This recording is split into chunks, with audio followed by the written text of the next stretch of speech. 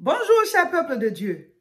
Nous entamons une nouvelle semaine dans notre moment de prière dénommé Haute Tension Spirituelle. C'est la deuxième semaine du mois de décembre. Et on est à la 6e semaine, voilà, de Haute Tension Spirituelle. Le thème de cette semaine, c'est « Nous combattons déjà dans la victoire ». Et oui, nous sommes déjà dans la victoire. C'est une victoire qui est déjà acquise. Et nous combattons dans cette victoire-là pour prendre notre part. Alors, je vous explique un peu. Vous voyez, c'est comme un père qui est parti peut-être au champ et qui a cueilli des fruits. Il est monté sur un arbre, il a déjà cueilli les fruits, même s'il y avait peut-être des fourmis sur cet arbre et tout. Lui, il a déjà fait, voilà, la grande partie. Il a cueilli, ou bien même s'il y avait même des épines et tout ça, il a pris déjà les fruits. Et comme il veut que son fils ou bien sa fille fasse au moins des efforts, il a déposé ces fruits-là au bas de l'arbre. Et il rentre au village et il dit à son enfant, va chercher les fruits, je les ai déjà cueillis, ça se trouve au bas de l'arbre, va prendre. Pour que son fils ou même sa fille arrive aussi, voilà, à aller sur le champ, voilà, parce qu'après aussi il va aller au champ quand il va grandir. Il voit qu'il a un certain âge, il peut aussi se débattre à ce niveau. Va chercher les fruits, je les ai déjà cueillis pour toi. Alors cet enfant-là, il part et il va chercher les fruits qui ont déjà été cueillis et qui sont sous l'arbre, il prend et il vient. Donc, c'est juste une petite épreuve dans une victoire déjà acquise. C'est pareil, Jésus a déjà payé le prix pour nous. Donc, nous combattons dans une victoire déjà acquise. Ce n'est pas nous qui avons acquis cette victoire. Nous sommes déjà dedans. Donc, le thème de cette semaine est « Nous combattons déjà dans la victoire ». Et cette semaine, nous lisons 2 Samuel chapitre 6 jusqu'à 2 Samuel chapitre 12. Voilà. 2 Samuel chapitre 6 pour aujourd'hui lundi 6, demain 7, 2 Samuel chapitre 7 et ainsi de suite, jusqu'à dimanche 2 Samuel chapitre 12. Le sujet de prière d'aujourd'hui lundi 6 et demain mardi 7, le sujet de prière est « J'utilise le casque du salut et l'épée de la parole ». Vous savez que la semaine dernière, voilà, le thème c'était nos armes de combat. Et on a expliqué une partie des armes et il reste les 2 dernières parties là, le casque du salut et l'épée de la parole. Et donc aujourd'hui, c'est notre sujet de prière et demain aussi. Donc je vais un peu expliquer aussi, voilà, le casque du salut et l'épée de la parole. Amen. Alors, je relis tout le passage. Éphésiens chapitre 6, à partir du verset 11. Revêtez-vous de toutes les armes de Dieu, afin de pouvoir tenir ferme contre les ruses du diable. Car nous n'avons pas à lutter contre la chair et le sang, mais contre les dominations, contre les autorités, contre les princes de ce monde des ténèbres, contre les esprits méchants dans les lieux célestes. Verset 13. C'est pourquoi, prenez toutes les armes de Dieu, afin de pouvoir résister dans le mauvais jour et tenir ferme après avoir tout surmonté. Amen.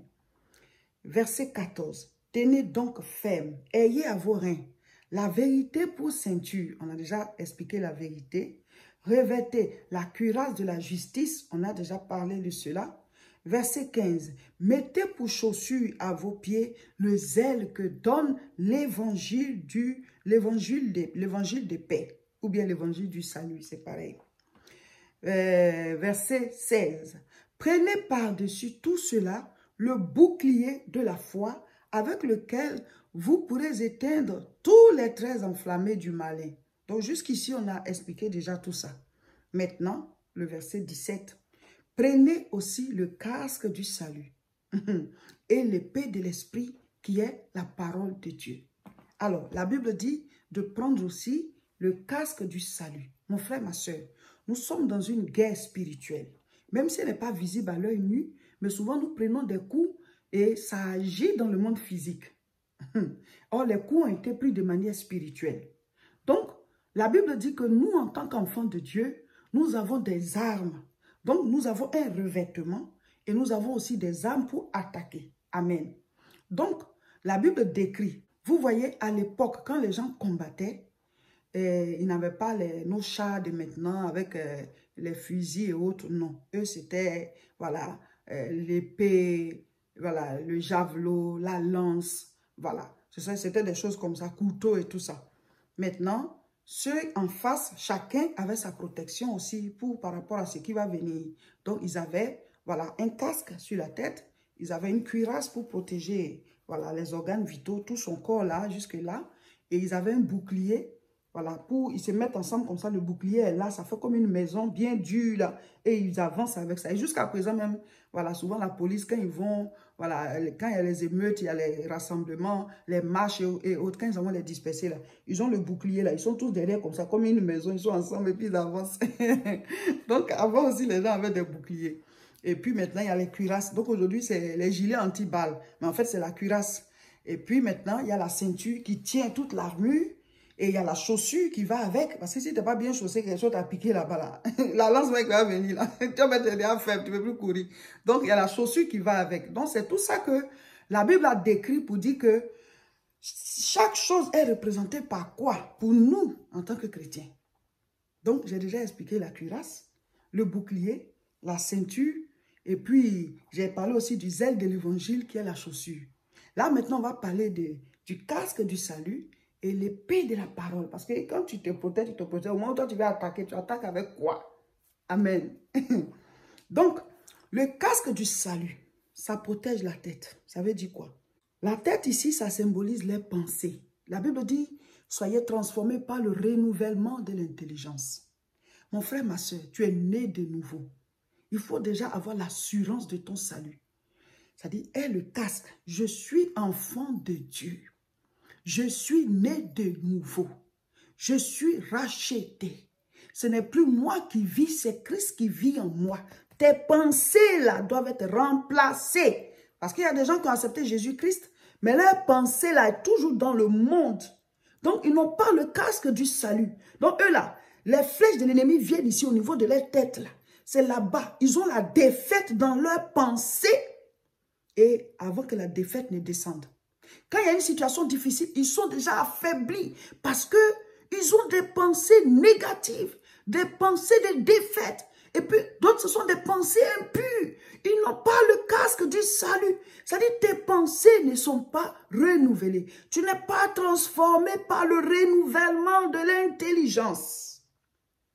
Donc tu es dans l'ancien repère. Quand quelque chose se passe, tu as une logique de la vie d'avant. Tu as une logique du monde. Ton raisonnement est païen. Tu n'as pas le casque du salut. Tu n'as pas pris conscience que toi, tu es né de nouveau. Tu n'as pas pris conscience que tu as changé de repère. Tu n'as pas pris conscience que désormais, ta vie, là, tu dois la diriger en fonction de la parole de Dieu. Donc, ces personnes qui réagissent comme ça n'ont pas le casque du salut. Tes pensées ne sont pas renouvelées. Tu as juste accepté Jésus, mais ta logique est la logique du monde. Ta manière de gérer ta vie, c'est selon le monde. La manière de gérer ton couple, c'est selon le monde. La manière de gérer ta maison, c'est selon le monde. La manière de gérer tes enfants, c'est selon le monde. Tes finances, c'est selon le monde. Tout. Donc, tes pensées sont restées dans le monde. Donc, tu as une logique mondaine. Donc, tu n'as pas le casque du salut. Donc, toi, quand Satan veut tirer, c'est là. Tes pensées, là, c'est là-bas qu'il t'attaque. Donc, tu faiblis. Tu n'es pas renouvelé. Tout n'a pas changé dans ta manière de voir les choses. Tout n'a pas changé dans tes pensées. Donc, tu es chrétien, mais ta tête est restée là-bas, dans le monde. Ce sont ces gens de chrétiens qui discutent avec les pasteurs. Je ne dis pas que tous les pasteurs sont des vrais pasteurs. Il y a des faux, Jésus a dit. Donc, si un faux te dit quelque chose que ce n'est pas biblique, tu as le droit de dire non. Ça, je ne peux pas le faire. Ce n'est pas biblique. Voilà. Parce que c'est la parole, hein, c'est une affaire du royaume des cieux. Mais souvent, quand on leur dit la vérité, là, ils ont une manière de discuter. Il y a quelqu'un qui m'a dit qu'un chrétien peut aller en boîte de nuit. Je lui ai dit non, un chrétien peut aller en boîte de nuit. Voilà, vous voyez. C'est ce genre de personnes qui font ce genre de discussions-là. Ils n'ont pas le casque du salut. Il dit, mais où c'est écrit dans la Bible qu'on ne peut pas aller en boîte? Car même en boîte, il n'y a rien de mauvais, il n'y a rien de mal qu'on fait. Hein, on s'en se défouler. Voilà quelqu'un qui n'a pas le casque du salut. Ben, il a accepté Jésus. Sa manière de penser, sa logique est restée dans le monde. Bon, entre nous, en boîte de nuit, là, c'est pour faire quoi? Quand tu vas en boîte de nuit, là, c'est la Bible, on lit. C'est la louange. Vous priez. Je ne dis pas que nos vies, ça doit être que ça. Hein. On peut aller prendre du bon temps quelque part. Mais en boîte, là, c'est la dépravation. C'est la dépravation. C'est comme tu as porté une chemise blanche et puis tu rentres quelque part où on fait du charbon. Tu es sûr que tu vas ressortir propre. Tu vas prendre des tâches. C'est sûr que tu vas prendre des tâches. On fait quoi en boîte de nuit? Tout ce qu'on fait, c'est la dépravation. Les gens, ils boivent l'alcool à ne point en finir. Les gens vont aller faire des veillées en boîte jusqu'au matin. Quand tu dois faire veiller des prières, ils disent, hey, on peut prier jusqu'au matin. Mon frère, tu prends plaisir à où? Après, vous voulez aller au ciel de manière éternelle. Mais même 1 heure du temps dans la présence de Dieu, vous ne supportez pas. Mais tu dis, tu veux aller au ciel après la mort de manière éternelle. Oh, tu t'ennuies quand on est en train de prier pendant 1 heure. Tu t'ennuies quand on est en train de faire une veillée de prière. Mais tu peux faire veiller en boîte de nuit jusqu'au matin. Mais quand on dit veillée de prière, là, tu ne tiens pas. Tu dis, ah, on peut prier jusqu'au matin. Ah, quand même, puis tu as sommeil, c'est toi qui dors. Mais en boîte de nuit, tu ne dors pas. Ton esprit prend plus plaisir aux choses du monde. Mais quand c'est pour Dieu, là, tu ne supportes pas. Mais en même temps, tu dis, après la mort, tu vas aller chez Dieu. Je ne comprends pas. Tu vas t'ennuyer là-bas. Tu vas t'ennuyer au ciel. Parce qu'au ciel, on fait quoi? La Bible dit, 24 vieillards se prosternent. Saint, Saint, Saint l'Éternel. Saint, Saint, Saint l'Éternel. La Bible dit, des séraphins, des chérubins, qui sont en train de crier, Saint, Saint, Saint l'Éternel. Saint, Saint, Saint l'Éternel. C'est un moment, un lieu, voilà, d'adoration à tout moment. Tu vas t'ennuyer. Parce que même l'église où on est en train de prier, tu ne supportes pas. Tu dis, ah, ça finit quand? Tout ça, ça prend fin quand? Donc, quand tu vas aller t'asseoir au ciel, Saint, Saint, Saint, Saint, Saint, Saint, à ce moment-là, mais ça finit quand tout ça? Tu ne peux pas tenir au ciel. Ton esprit prend plaisir à ce qui n'est pas de Dieu. Mais en même temps, tu dis que tu es né de nouveau. Donc, tu n'as pas le casque du salut. Alléluia. Donc, la Bible, là, tu vois comme ça de petits mots, là, mais l'explication est longue. Hein? C'est très long, comme bien t'expliquer. Là. Le casque du salut, c'est ça. Est-ce que tu es sauvé dans ta tête, là? Est-ce que tu es sauvé? Est-ce que tu as changé de manière de penser? Est-ce que tu as mis à jour, voilà, le disque dur à l'intérieur pour dire, moi, je suis enfant de Dieu. Désormais, ce n'est plus moi qui vis, c'est Christ qui vit. Je dois marcher selon la Bible. Je dois vivre en fonction de la Bible. Ma nourriture doit être la parole de Dieu. Jésus dit, je mange une nourriture que vous ne connaissez pas. Tu as changé de monde. Donc, beaucoup ont accepté Jésus, mais n'ont pas le casque du salut. Donc, c'est là-bas que Satan attaque. C'est de là-bas que vient ta défaite. C'est de là-bas que viennent tes souffrances. C'est là-bas que viennent toutes tes souffrances, tes difficultés. Ça part de ta tête. Ta manière de penser là. C'est ce qui t'attire les ennuis. C'est ce qui t'attire les défaites. Donc, dans la guerre spirituelle là, toi, tu es toujours perdant. Parce que tu réfléchis selon le monde.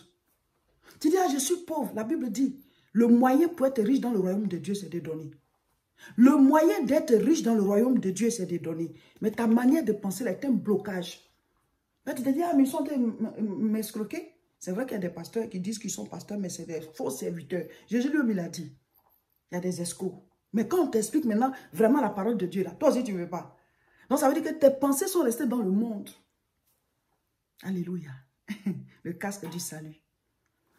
Maintenant, il dit l'épée de l'esprit, qui est la parole de Dieu. L'épée de l'esprit, c'est ça que nous prenons pour piquer maintenant. Donc, quand on t'attaque, il y a le bouclier qui bloque. Au niveau de ta tête, c'est ton casque qui protège. Tes chaussures, c'est ton zèle. Ta ceinture, là, c'est Jésus-Christ, la vérité qui est ta ceinture. Tu n'es pas dans le mensonge. Tu as la cuirasse de justice. Tu mènes une vie de justice. Je vous ai déjà dit, soyez juste envers. Ça dit dans votre vie, là, soyez juste. Et maintenant, le bouclier, c'est le bouclier de la foi. Quand l'ennemi t'attaque, quand les choses viennent vers toi, ton bouclier, c'est que Dieu est avec moi. Dieu est bon. Dieu est miséricordieux. Dieu n'a pas prévu telle chose pour moi. Ce n'est pas le plan de Dieu. Je refuse. Il a dit dans sa parole, ce que vous allez lier sur la terre sera lié dans les cieux. Ce que vous allez délier sera délié. Ça veut dire que ce que vous allez permettre sera permis. Et ce que vous n'allez pas permettre ne sera pas permis. Donc quand tu dis ça, je ne permets pas. Et tu as une foi ferme, parce que la foi, c'est la ferme assurance. Alors, ça tombe sur ton bouclier, puis ça tombe par terre. Ça ne t'atteint pas. Même si la chose semblait être là, ça va être annulé. Parce que la Bible dit, croyez, vous le verrez s'accomplir. C'est ça. Donc quand tu as mis comme ça le bouclier, ça tombe dessus. Maintenant, toi, tu envoies la parole. L'épée de la parole. La Bible dit quoi? Quand Jésus était tenté, quand le diable lui dit telle chose, Jésus dit, il est écrit. Quand le diable dit telle chose, il est écrit. On va lire, vous allez voir. Matthieu chapitre 4, à partir du verset 1. Alors Jésus fut emmené par l'Esprit dans le désert pour être tenté par le diable. Après avoir jeûné 40 jours et 40 nuits, il eut faim. Le tentateur s'étant approché lui dit, « Si tu es fils de Dieu, ordonne que ces pierres deviennent des pains. » Jésus lui répondit, « Il est écrit, l'homme ne vivra pas de pain seulement, mais de toute parole qui sort de la bouche de Dieu. »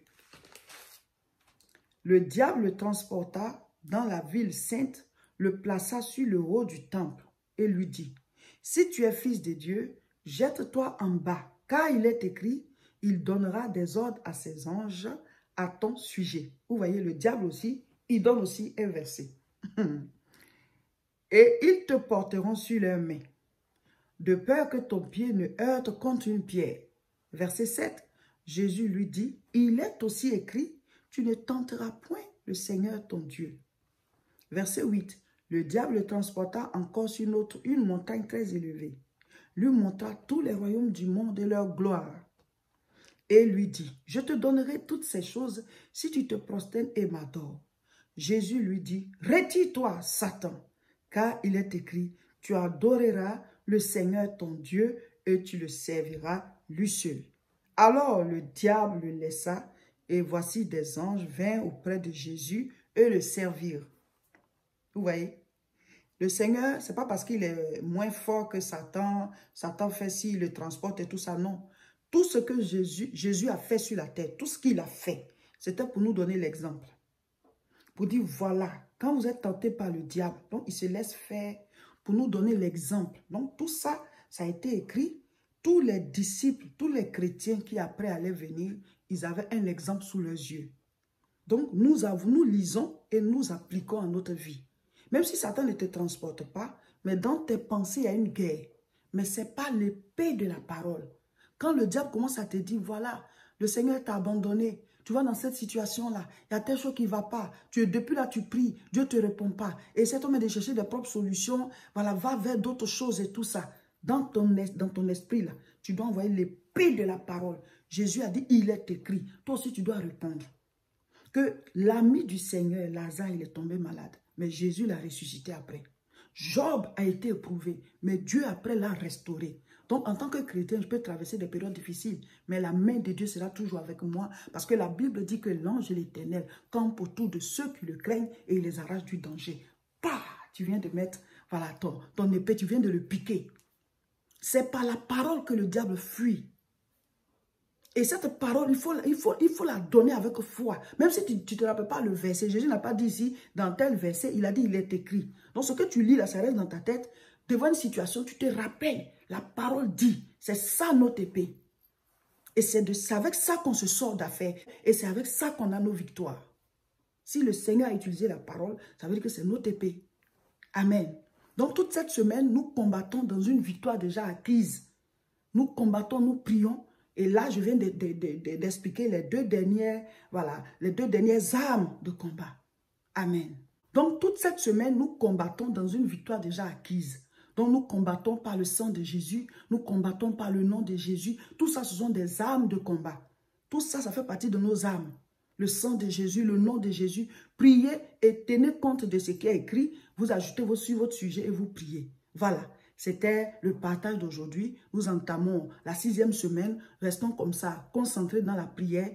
Mardi, vous devez faire votre mini-veille de prière d'1 heure. Et mercredi, on se retrouve en direct à partir de 12 heures sur nos 2 chaînes. Sur YouTube, c'est La Moisson TV. Et sur Facebook, c'est Réseau International Richesse. Cette semaine, le dimanche 12 décembre, nous avons un culte dénommé Dimanche de guérison divine. Dimanche de guérison divine. Mes frères, mes sœurs, Jésus-Christ continue de guérir.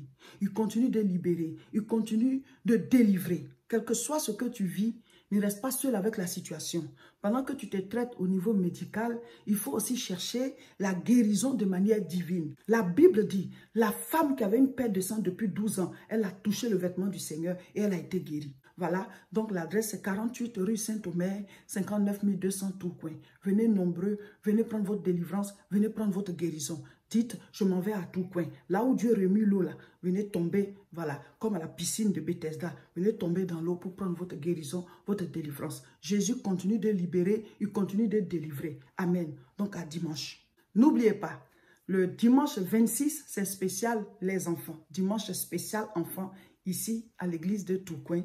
Et le 31 décembre, on a la grande veillée de prière. Préparez-vous. Voilà, on continue haute tension spirituelle. Le 3 janvier, on commence le jeûne. Abonnez-vous à nos différentes chaînes et partagez massivement cette vidéo.